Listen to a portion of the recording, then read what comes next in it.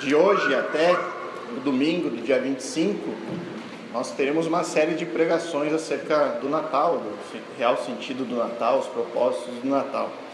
E começaremos hoje, afinal de contas, parece que nós já vivemos o Natal, né? Estamos numa época do ano que se respira as comemorações de fim de ano, né? As comemorações natalinas, né? Essa festa cristã, como a própria música da cantora Simone diz, né? É uma época do ano que as famílias, elas se reúnem, elas celebram, fazem as suas grandes ceias, trocam presentes. Mas, afinal de contas, o que é o Natal? Se eu perguntar para uma criança aqui, certamente elas vão me responder o que é o Natal. O que é o Natal, Eduardo? Celebração do nascimento de Jesus Cristo. Isso é algo que todos nós sabemos. Mas se a gente parar para pensar, quantas famílias que se reúnem naquela véspera do dia 25, elas ao menos citam o nome de Jesus nas suas comemorações. Jesus é o grande homenageado,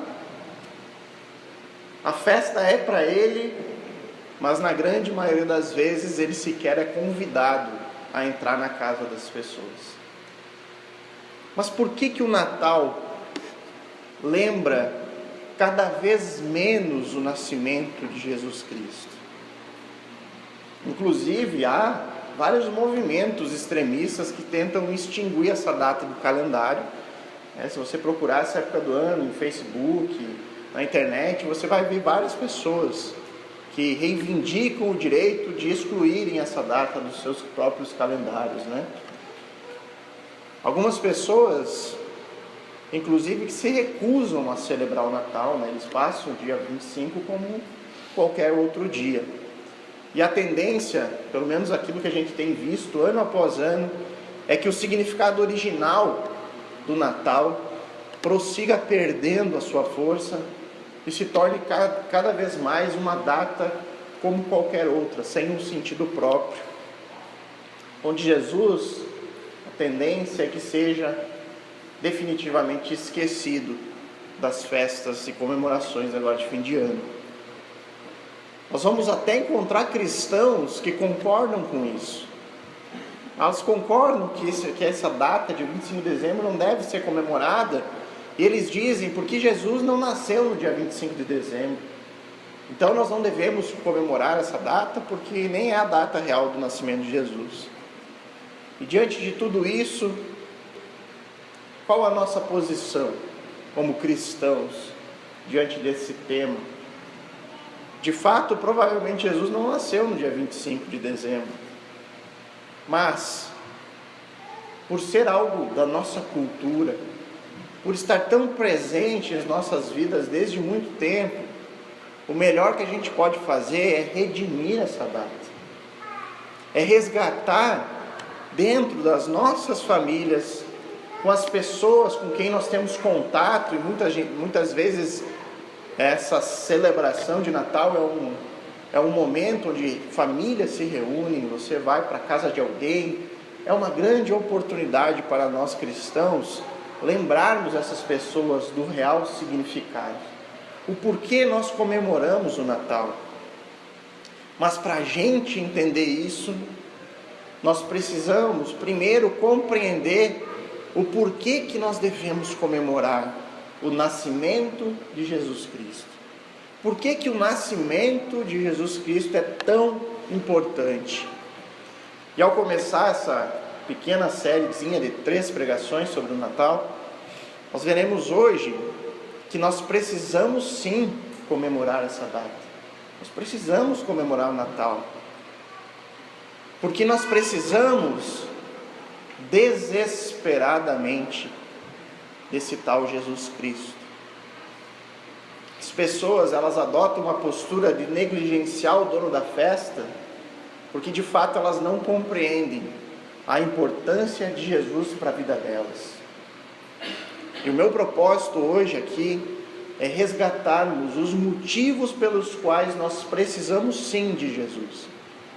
E a partir disso, concluir que sim, nós com toda certeza devemos comemorar o nascimento de Jesus Cristo, porque ele foi fundamental para as nossas vidas. Então, por que precisamos de Cristo?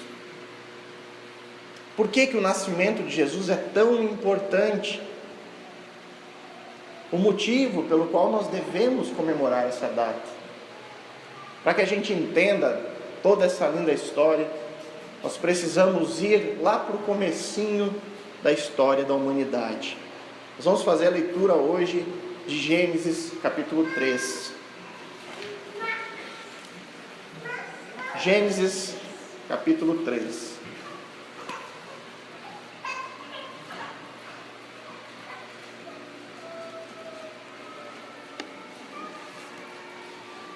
O primeiro livro da Bíblia, você abre ali as primeiras páginas, já encontra Gênesis capítulo 3.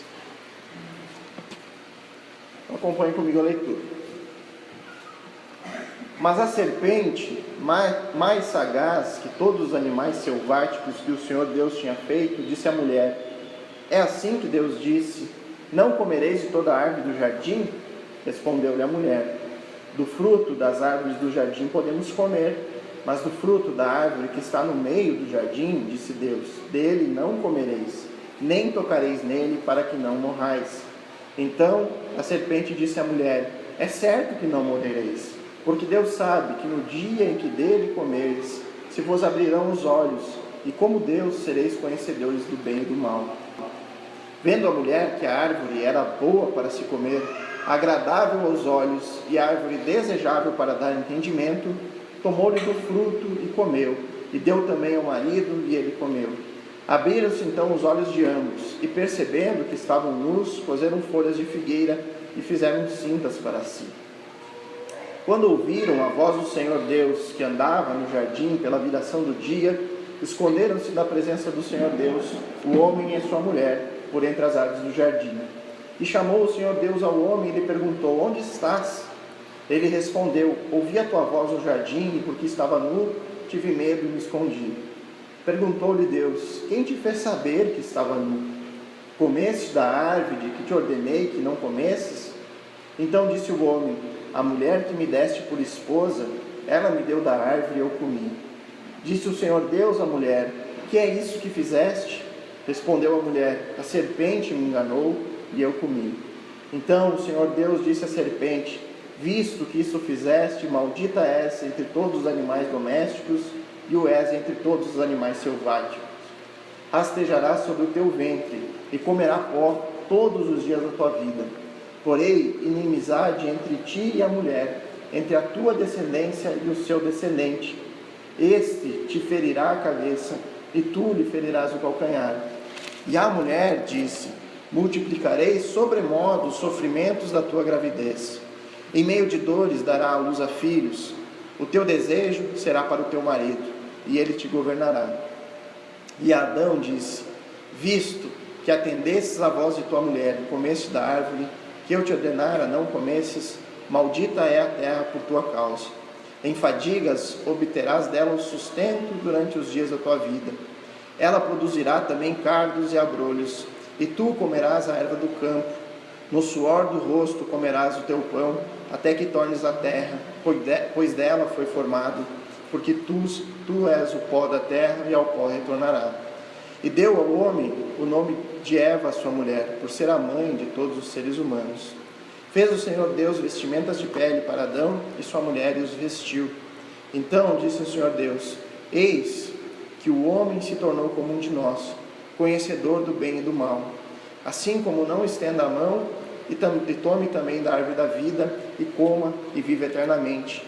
O Senhor Deus, por isso, o lançou fora do jardim do Éden, a fim de lavrar a terra do que fora tomado. E expulso o homem, colocou querubins ao oriente do jardim do Éden, e o refulgir de uma espada que se revolvia, para guardar o caminho da árvore da vida. Vamos orar, irmãos. Santo amado Pai, nós colocamos diante de Ti, Senhor, pedindo a Tua direção com essa palavra, com essa pregação que será exposta hoje aqui, Deus, que possamos compreender através da origem do pecado, Senhor, a nossa real necessidade por Cristo. E nisso encontramos o verdadeiro sentido de comemorarmos essa tão grandiosa data, a data onde Jesus Cristo nasceu entre nós, Pai. Em nome de Cristo é que oramos. Amém.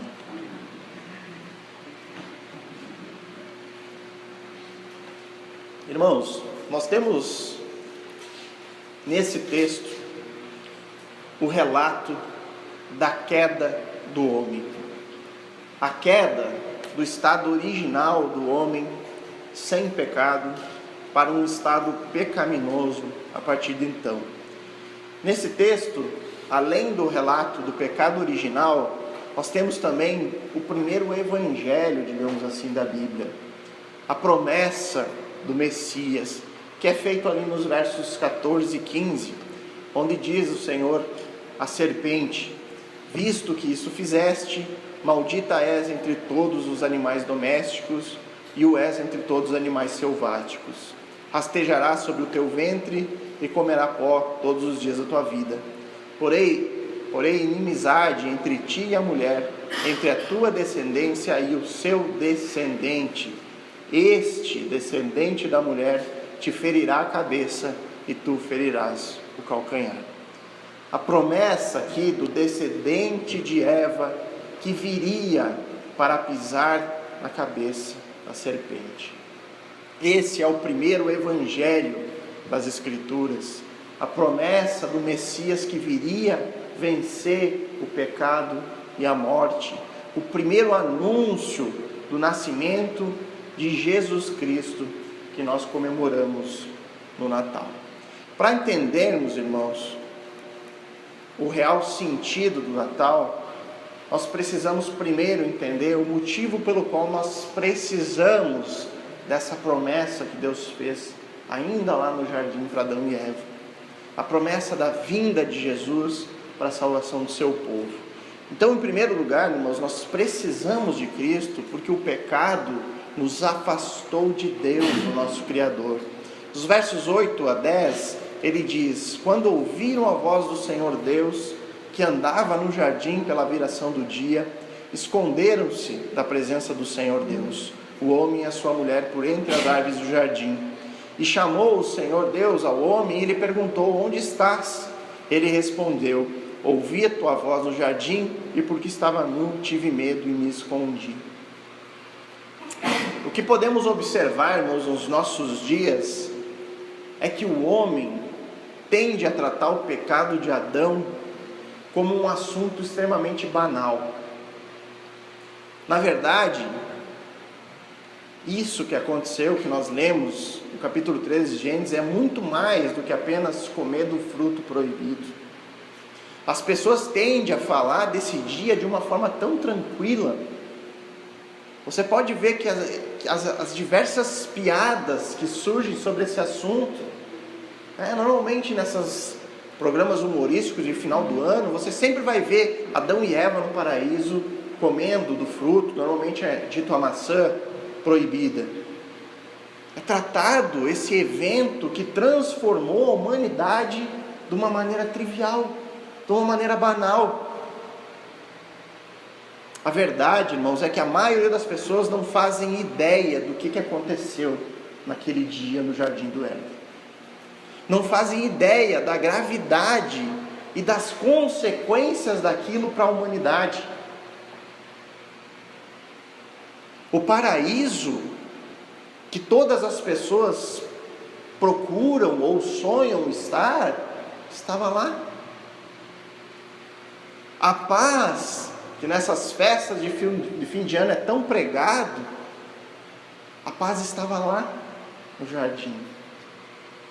A justiça que hoje tanto o ser humano busca, principalmente no Brasil, um país extremamente corrupto, e hoje a população clama por justiça, ela estava lá no jardim do Éden. Tudo era perfeito e perfeitamente bom. A única ordem havia sido dada por Deus está no capítulo 2 de Gênesis, do verso 16 e 17, que diz: e o Senhor Deus lhe deu esta ordem: de toda a árvore dos jardins comerá livremente, mas da árvore do conhecimento do bem e do mal não comerás, porque no dia em que dela comeres, certamente morrerá. Adão tinha uma ordem simples e clara. E um detalhe importante, irmãos: Adão, ele não possuía uma natureza pecadora para ser facilmente influenciado pelo pecado. Pelo contrário, Deus havia sido bom com ele.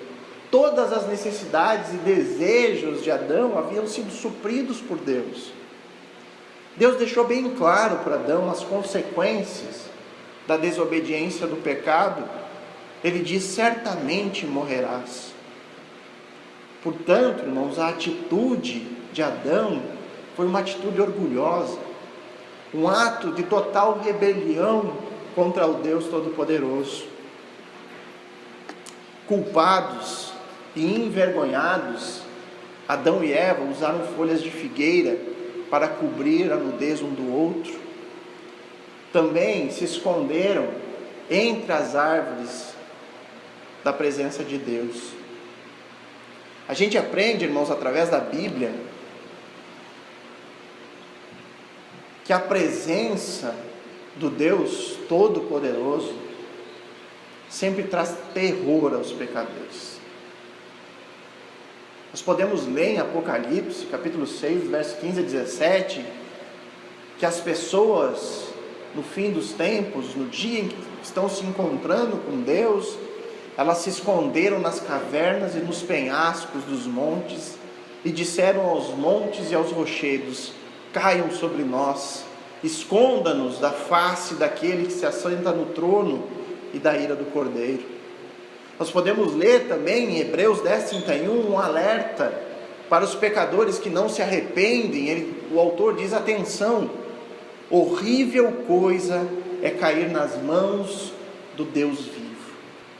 Em Isaías 59:2 nós também lemos: mas as vossas iniquidades fazem separação entre vós e o vosso Deus, e os vossos pecados encobrem o seu rosto de vós, para que não vos ouçam. O pecado, irmãos, afastou o homem de Deus, interrompeu uma comunhão perfeita e plena. Mas alguém pode dizer ainda que isso aconteceu apenas com Adão e Eva. Apenas eles dois sofreram essa consequência terrível. Muitos até dizem que é injusto que nós sofremos as consequências do pecado de outra pessoa. O fato, irmãos, é que Adão, ele foi o representante de toda a raça humana. Nós não só herdamos a sua natureza pecadora, mas em virtude dele ser o nosso representante, a Bíblia diz que nós pecamos em Adão. Romanos 5,12 diz: portanto, assim como por um só homem entrou o pecado no mundo, e pelo pecado a morte, e assim também a morte passou a todos os homens, porque todos pecaram. O pecado nos separa de Deus. Adão e Eva, ao pecarem, eles se esconderam da presença de Deus. O pecado reinando no coração do homem, ele impossibilita o homem de voltar a ter um relacionamento com Deus. O profeta Oséias diz no seu livro, no capítulo 5, verso 4, suas ações não lhe permitem voltar para o seu Deus. Um espírito de prostituição está no coração deles, não reconhecem o Senhor. As duras palavras ditas por Deus através do profeta Oséias, elas eram dirigidas aos religiosos, ao povo em geral e à família real. Não fica ninguém de fora. Nós podemos ver no verso 1 desse mesmo capítulo de Oséias, que ele diz: ouçam isso, sacerdotes, atenção, israelitas, escute, ó família real, esta sentença é contra vocês. As terríveis consequências da queda contaminaram todos os filhos de Adão. Todos pecaram e separados estão da glória de Deus. Romanos 3:23. Mas o texto, irmãos, nos mostra que o problema do pecado não é a sua extensão, atingindo toda a humanidade, mas também a profundidade em que penetra em cada ser humano. O pecado, ele afeta toda a esfera da humanidade. Todas as áreas das nossas vidas são afetadas pelo pecado. O proceder do homem natural é corrompido de tal forma que a única coisa que o homem faz é pecar e pecar. Nem mesmo uma reforma exterior pode representar alguma coisa consistente diante de Deus. Não adianta externamente apresentarmos para Deus atos de caridade, atos de amor com as outras pessoas. Nada externo pode apagar a nossa natureza pecadora. É por isso que Oséias disse: suas ações não lhe permitem voltar para o seu Deus. Não adianta ser apenas atos externos. A prática do pecado se torna um hábito tão natural que o homem quase nem percebe que a sua natureza está dominada por ele. Ao contrário, irmãos, é comum nós vemos pessoas considerarem os seus pecados como falhas desculpáveis, ou até mesmo defendem os seus pecados como se fossem virtudes. Você pega uma pessoa extremamente orgulhosa, que não aceita jamais ser corrigida por ninguém, e ainda alguns podem dizer, até ela mesma pode dizer: porque eu possuo uma liderança muito forte, eu sou muito líder. Mas isso é bom, né? Afinal de contas, são poucos líderes no mundo. Na verdade, irmãos, o homem está tão acostumado aos seus pecados quanto se acostumou com a sua cor de pele. É o que diz Jeremias 13:23. Jeremias diz assim: será que o etíope pode mudar a sua pele? Ou o leopardo as suas pintas? Assim também vocês são incapazes de fazer o bem, vocês que estão acostumados a praticar o mal. Contrariando os profetas citados, o mundo acredita que é tudo uma questão de escolha, que basta ao homem preferir o bem e que é capaz de fazê-lo. Chamam essa capacidade de escolha de livre-arbítrio.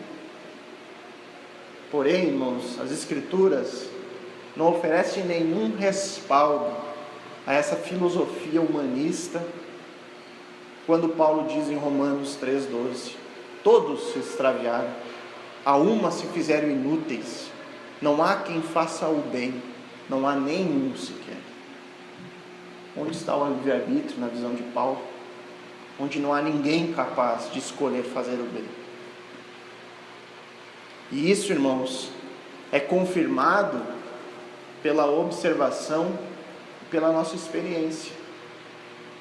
É possível encontrar um só homem na história que tenha superado a sua inclinação para o mal e tenha vivido uma vida sem pecados.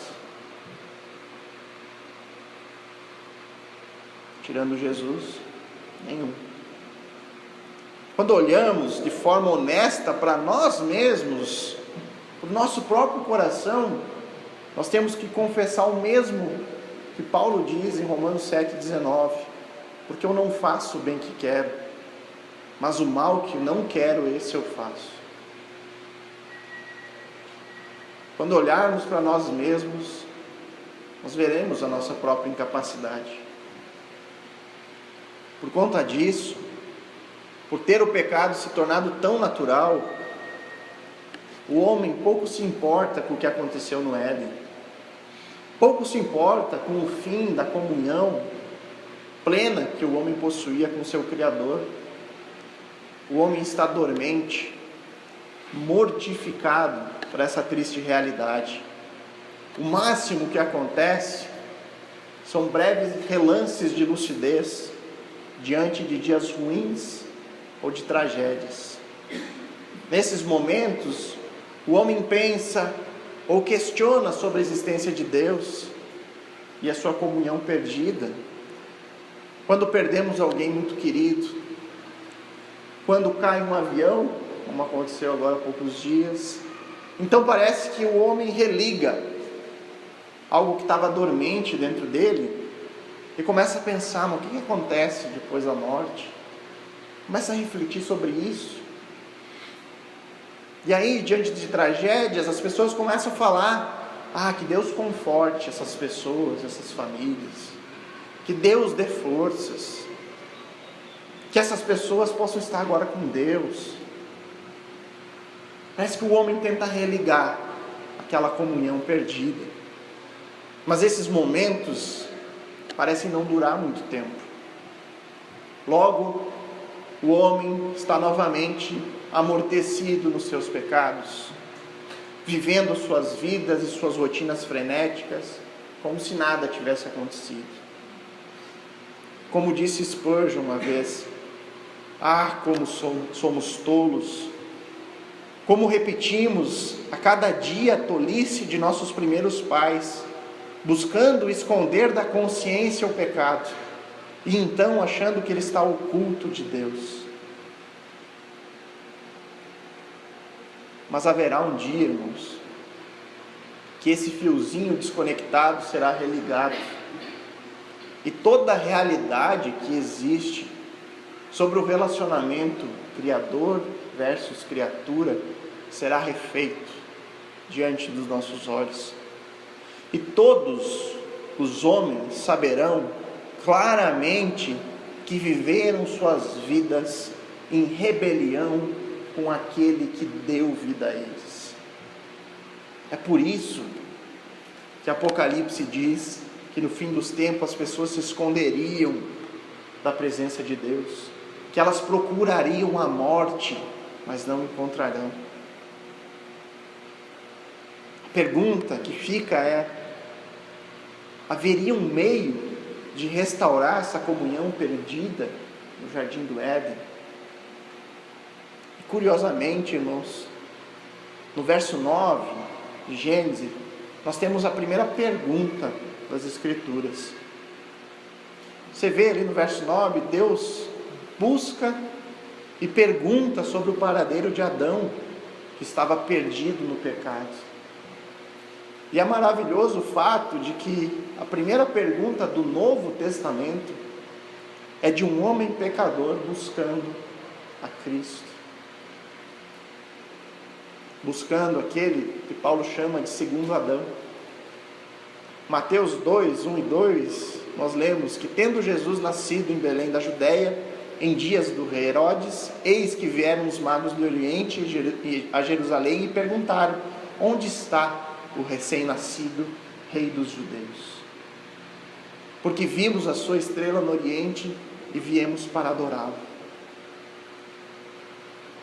Nós devemos, irmãos, comemorar o Natal por causa de Romanos 5,19, por exemplo.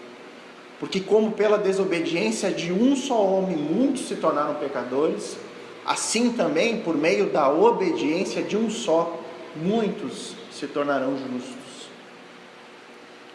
O povo de Deus, que viveu no período do Antigo Testamento, esse povo ansiava pelo dia que Deus cumpriria a promessa de Gênesis 3,15. No mesmo dia que o pecado, essa tão terrível notícia entrou no mundo, a promessa do Messias, essa tão maravilhosa notícia, também brilhou no meio da escuridão. Nós agora podemos celebrar. Sim, o Messias já veio. Ele veio e fez tudo aquilo que Deus prometeu. Hoje nós temos novamente a comunhão perdida do dia que Adão pecou. É por isso que devemos comemorar o Natal. Nós precisamos de Jesus. Nós precisamos de Jesus porque o pecado nos afastou de Deus, o nosso Criador. Em segundo lugar, irmãos, nós precisamos de Jesus, porque o pecado trouxe a ruína dos homens. De forma tão instantânea, o pecado trouxe a desgraça para a humanidade. Nós podemos observar claramente isso no texto. Desde o momento que o homem foge da presença de Deus e depois prossegue a sua devastação. O pecado é a causa de todos os males deste mundo. É a causa de todas as desgraças, de todas as injustiças e de todos os problemas que nós enfrentamos. É a origem da corrupção, é a origem da pobreza, da desigualdade, do preconceito. Tudo que existe de ruim possui a sua causa imediata, o pecado. No versículo 11, Deus questiona Adão, pedindo se ele havia comido do fruto da árvore proibida. E qual foi a resposta de Adão no verso 12? A mulher que tu me destes por esposa, ela me deu da árvore e eu comi. Na sequência, Deus questiona Eva, no verso 13: o que você fez, Eva? Qual a resposta? A serpente me enganou e eu comi.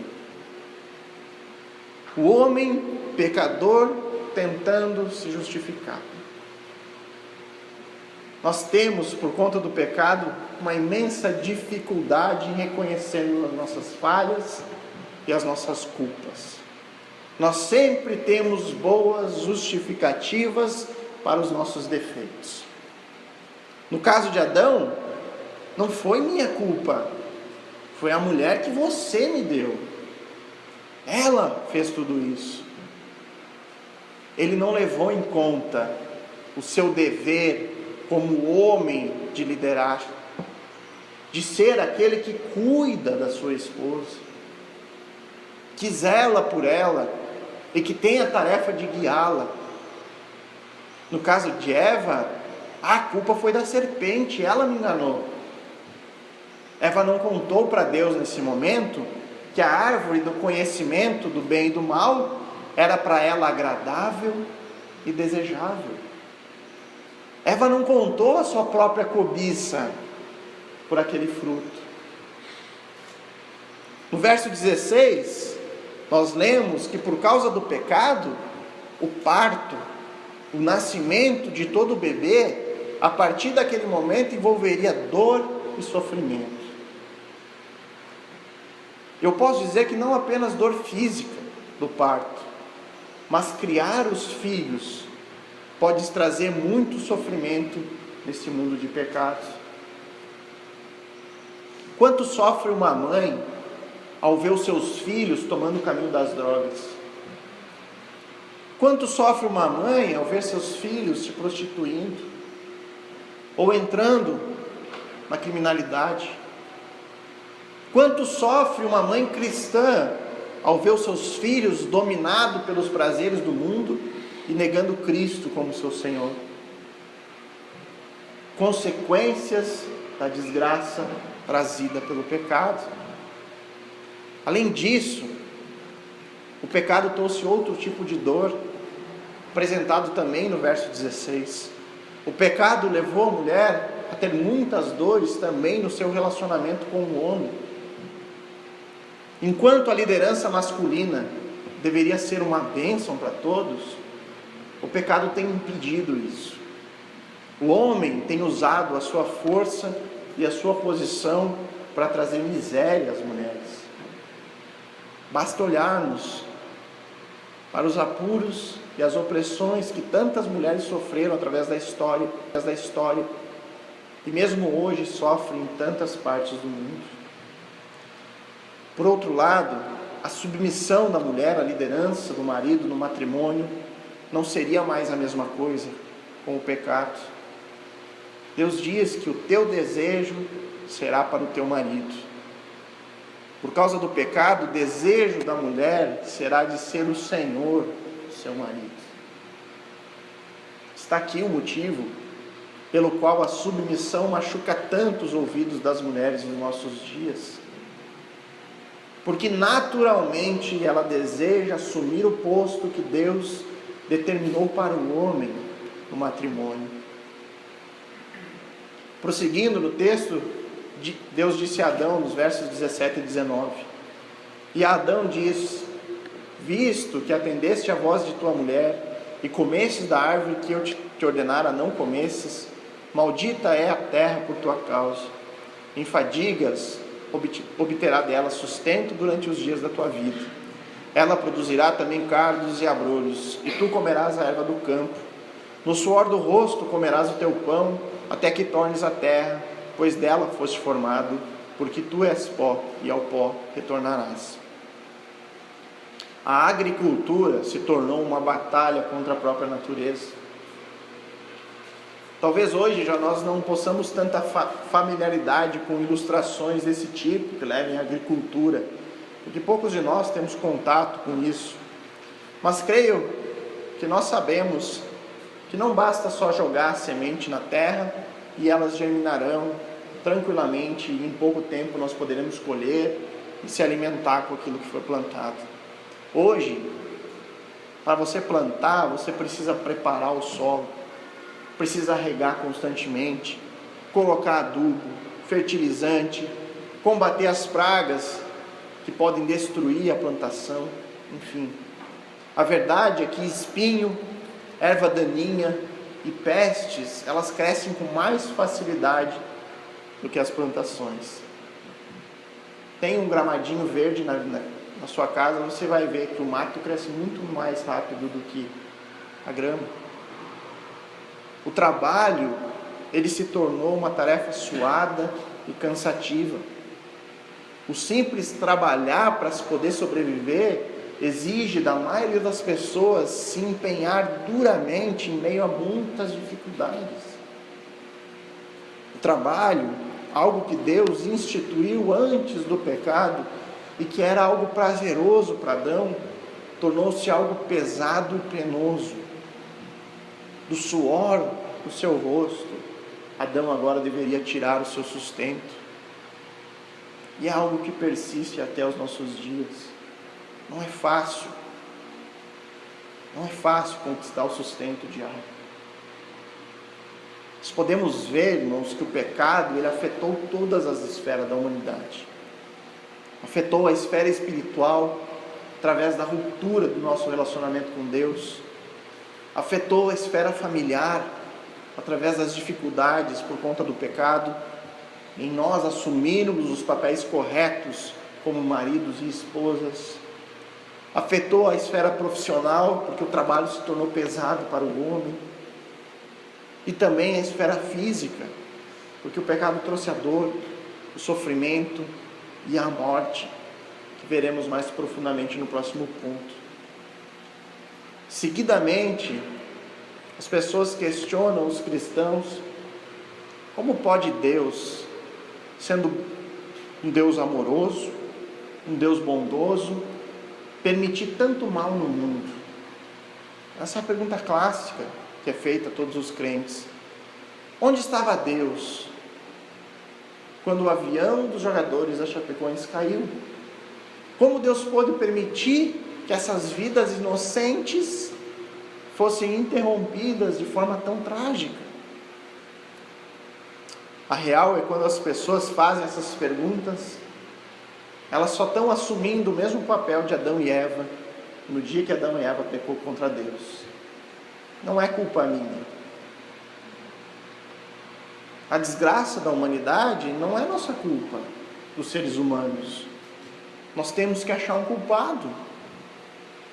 Então nós culpamos o sistema social, chegamos ao cúmulo de culparmos até mesmo Deus para encobrir as nossas próprias falhas.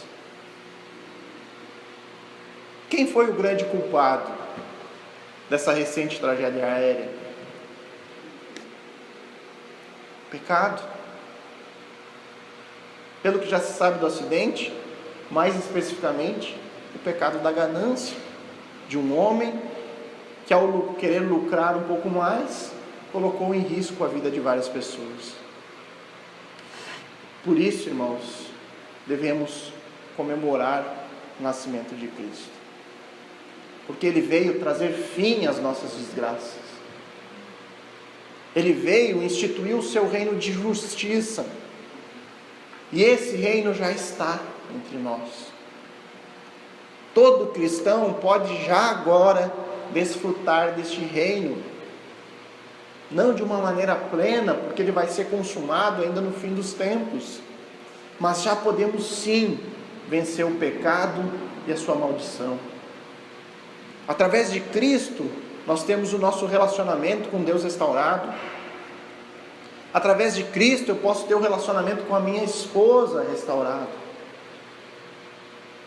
Ele proporciona tudo o que eu preciso para guiar, para ser um líder da minha família, da mesma forma que Ele faz com que a minha esposa possa se submeter amorosamente à minha liderança. Por causa de Cristo, eu posso educar os meus filhos no temor do Senhor. Através de Cristo, eu tenho a redenção no meu trabalho. Ele continua sendo árduo, mas eu encontro em Deus um propósito para prosseguir. Quando compreendemos as inúmeras desgraças que o pecado trouxe para nós, seres humanos, então existem muitos motivos para comemorarmos o Natal. Há muitos motivos para comemorarmos o nascimento de Jesus Cristo. Nós precisamos de Jesus.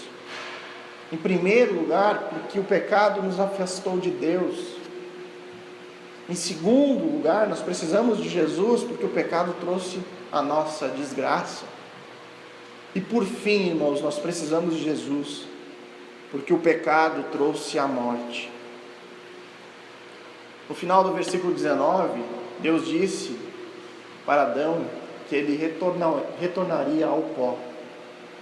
No versículo 22, a palavra de Deus diz: então disse o Senhor Deus, eis que o homem se tornou como um de nós, conhecedor do bem e do mal. Assim que não estenda a mão e tome também da árvore da vida, e coma e viva eternamente. Na sequência, Deus lança fora do jardim Adão e Eva para que eles não tivessem mais acesso à árvore da vida. A Bíblia, ela não nos dá detalhes sobre essa árvore. Apenas sabemos que se Adão e Eva tivessem acesso a ela, eles poderiam viver eternamente. Nós podemos dizer que a árvore da vida é um tipo de Cristo. Hoje, semelhantemente à árvore da vida, apenas quem tiver Cristo pode desfrutar de vida eterna. Cristo é para nós a nossa árvore da vida. A questão é que o pecado trouxe morte à humanidade. Como diz Paulo em Romanos 6,23, que o salário do pecado é a morte. E nós devemos entender aqui dois tipos de morte: a morte física e também a morte espiritual. A Bíblia apresenta a morte como uma separação. A morte física é a separação da alma do corpo, enquanto a morte espiritual é a separação da alma de Deus. Sobre morte física, é verdade, irmãos, que longe de Cristo, uma vida longa aqui na terra seria uma maldição para o homem. Paremos para pensar nisso. O homem, se sentindo imortal, ele iria de mal a pior no seu pecado. O que impediria o homem de fazer o que ele bem entendesse se não houvesse a morte? Uma prova disso, irmãos, é a vida prolongada dos homens antes do dilúvio de Noé. Conforme a gente pode observar nas Escrituras, essa longevidade que havia naquele tempo parece ter aumentado a maldade no homem. E muitas vezes a tirania e a maldade dos homens só terminam quando ele morre. Imaginem um Fidel Castro eterno. Imagine o tirano da Coreia do Norte, o cara que fosse eterno, que não morresse nunca. O que impediria a maldade deles?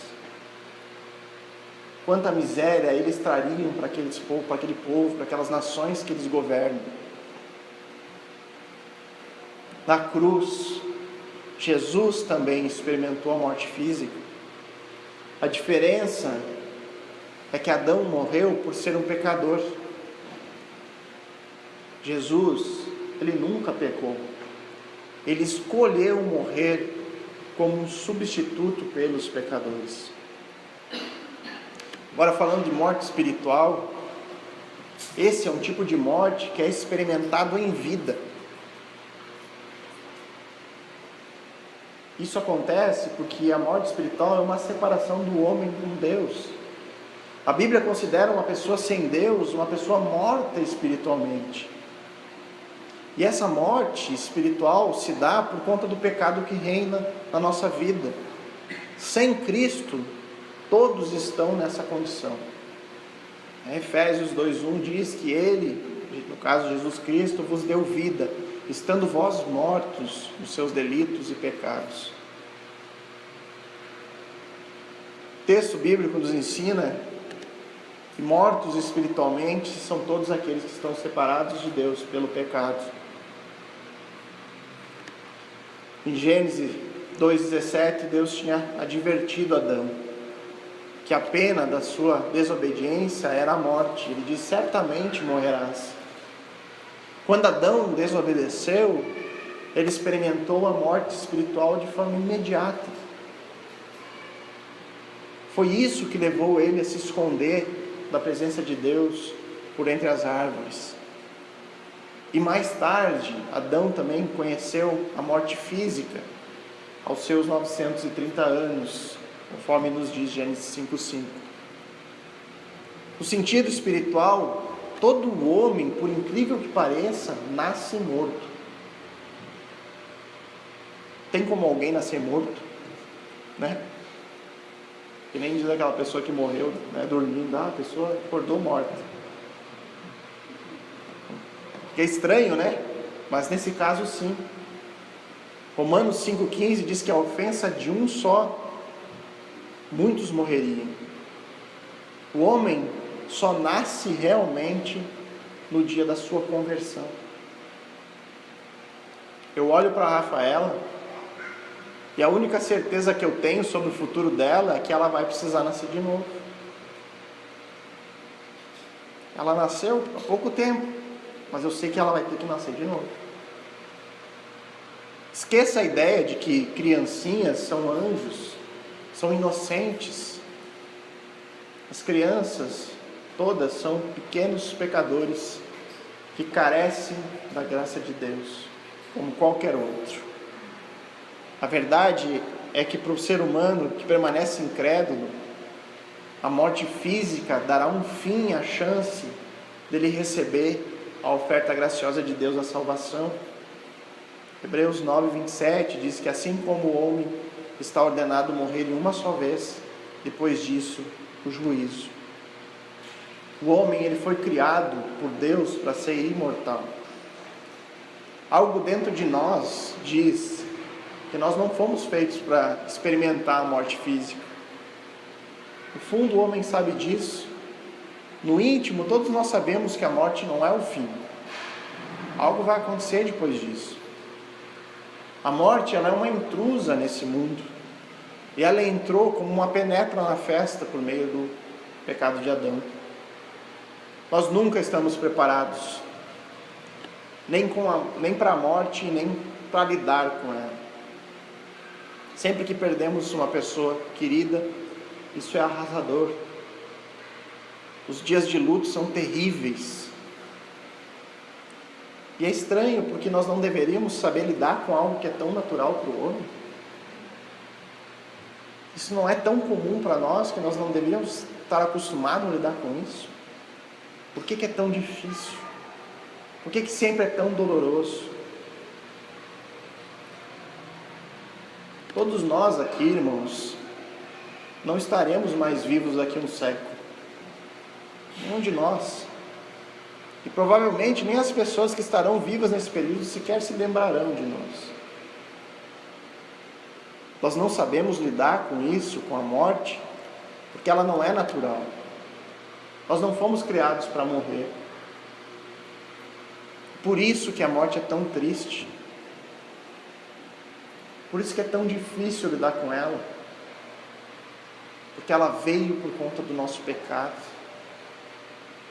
Mas graças a Deus, irmãos, que existe esperança em meio a tudo isso. Para os salvos, a morte, ela nos introduz à presença de Cristo. Entretanto, estamos em plena confiança, preferindo deixar o corpo e habitar com o Senhor. O que Paulo disse sobre a morte, em 2 Coríntios 5:8. Que ele, no momento próximo da morte, ele estava em plena confiança. Ele já preferia deixar o corpo para habitar com o Senhor. O cristão deseja pelo tempo onde não haverá mais morte.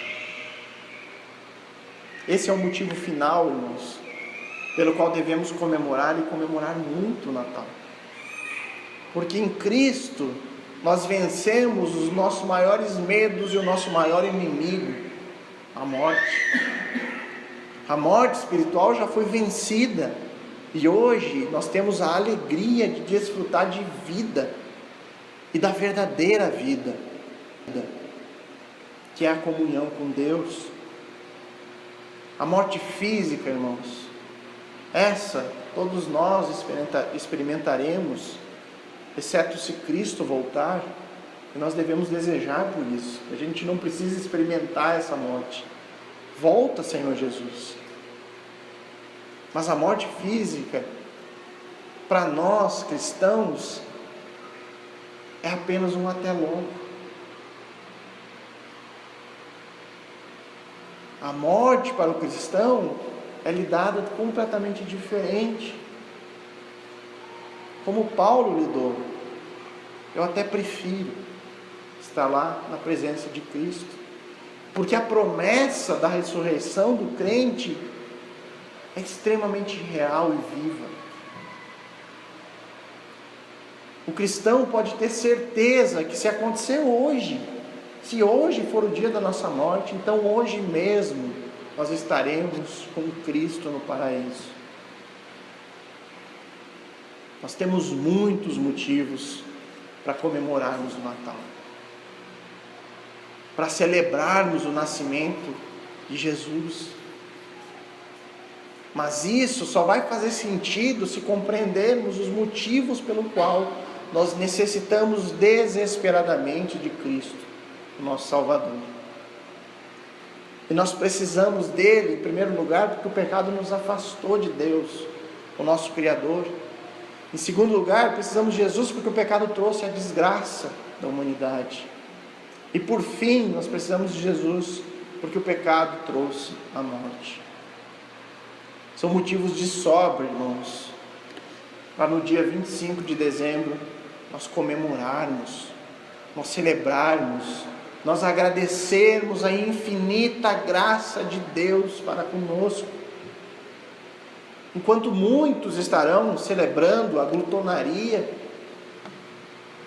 celebrando o consumismo, nós, os verdadeiros cristãos, devemos celebrar a salvação e a graça do nosso bondoso Deus, que cumpriu a sua promessa feita lá no Jardim do Éden. Um dia, o descendente de Eva pisaria na cabeça da serpente. Esse dia já veio. Cristo cumpriu tudo aquilo que o Pai havia prometido. Ele nos trouxe tão grande salvação, que o Natal, irmão, nunca mais tenha o mesmo sentido para nós. E que através disso nós façamos uma grande festa no dia 25 de dezembro. Que façamos uma grande festa, mas que as nossas mentes façam isso sempre lembrando daquilo que realmente importa: Cristo. Sem Cristo, irmãos, nós estamos como Adão, perdidos, sem rumo. Que isso seja verdade para nós neste ano. Vamos orar, irmãos.